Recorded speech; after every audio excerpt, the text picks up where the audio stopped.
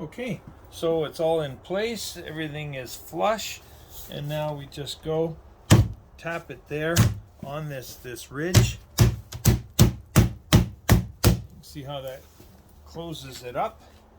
And on this one, same thing. Oh, right there, it'll straighten out. Just get the one end in.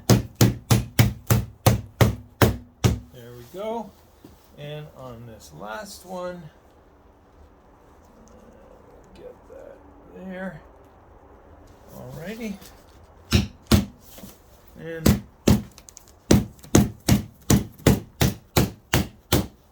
there we go. So now the next step is we just, so the one part is zip locked in, but the other is not. What we do is just score the mesh here. There we go. And now we take this whole unit, and it's a 3-rail unit, as you can see. We take it and we flip it this way.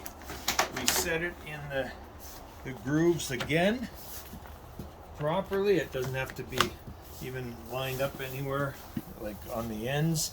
And we're gonna now, this part has to go in.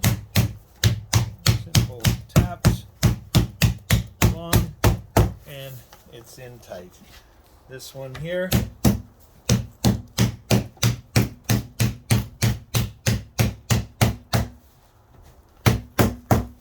in, and this last one, sometimes it's stretched, and so you lift it out a little to get it.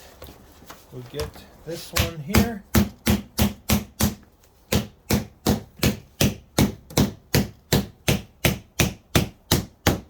There we go. A little quality control just to make sure everything is flush, that the mesh isn't hanging out.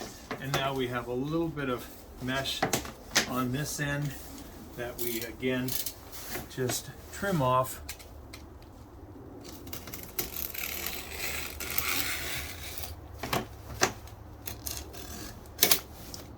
There we go. And there we go. All done. Roll it up and ready to put it in a bag and sell it. Okay, thanks.